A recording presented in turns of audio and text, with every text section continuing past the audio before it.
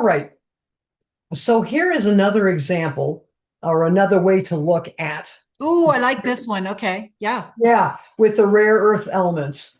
So again, these gold circles are for electric vehicles. The brown circles correlate to a gas car. So it's just Wow. right, another way to Yeah, look at we things. are the bane of the earth's existence with our regular cars, aren't we? We are, we We are, should be ashamed. we should be, we should be. And then again, I just found it to be fascinating because people look at things in different ways, Right. right? I love this slide, actually. I really like it. Thank you. And so here again is another way of looking at these minerals, these rare earth elements. And again, different things like you need steel, you need iron, you need uh, aluminum, things like that. But this does a nice comparison. But the one that we're going Yeah. to deep dive in is cobalt.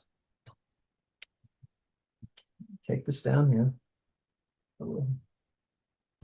There we go. We're going to look at cobalt. And this particular infographic, um, there are 7 steps shown in here. So this is the supply chain, and you need cobalt for that EV battery. And yes, there are folks, I think VW, when I was last looking at it, was looking at ways to recycle batteries. And so battery recycling technology But we is look at it after they're already on the market for a long time, that, and it's dangerous to disassemble the batteries too. right? They can explode. Yeah. So, but again, product development should have nailed it the whole cradle to grave. You would think. You would think it's just a different kind of grave. Get them to market. We'll worry about that later. That's what companies do. They do, which appalls me every time I would run into it. It's like, but, which is part of why I had to be very selective of where I worked and finally had to Right. hang out my own shingle. Enough. Right. Um, we are pretty rough on the nations and the countries within Africa, Oh the boy. continent of Africa. Yeah. And cobalt Big time. mining is one that fits in there. And so cobalt being extracted from, I believe is it called is it the Democratic Republic of the Congo? I think that's what DR stands I for, think so. but it's Yeah. from the Congo. Mine Right. in the Congo. Okay.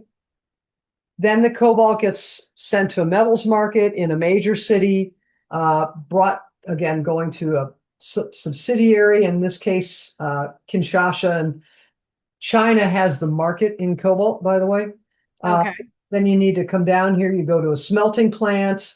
Then we need to do more processing. Then we're going to be selling in the market. And then finally, at the very end, and we'll be taking a look at how many miles this is, you finally get into the batteries to be used in smartphones and electric vehicles and things like that.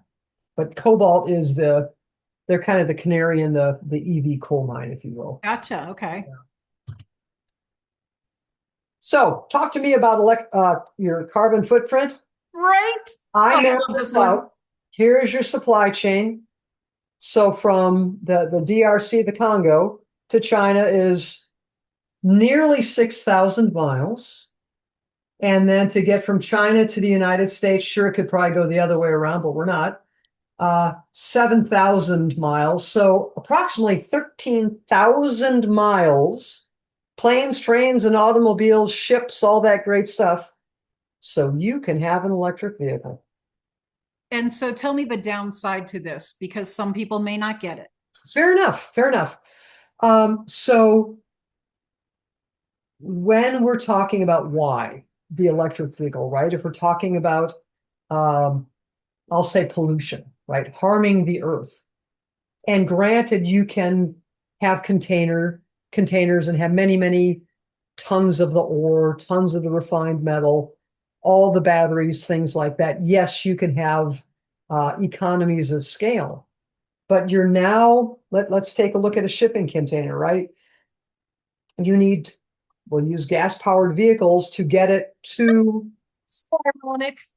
Okay. right, any of the ports of entry, any of the facilities. And oh, by the way, China uses coal fired plants for the electricity they use for their manufacturing. Carbon footprint, NIMBY, not in my backyard. It doesn't exist because it's I not don't in my see it. It's backyard. not there. It's not there.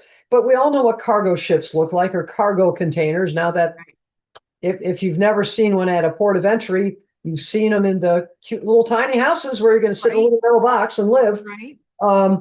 But you need to get it from the various locations. You need to extract it. You need to do all the processing, which all requires electricity. Again, China, coal-fired majority. And then you need to load it in the containers. They then need to go across the sea.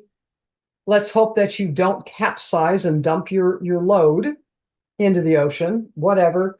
Then you need to get to the port. The container vessel, the shipping containers will be there until you can offload them.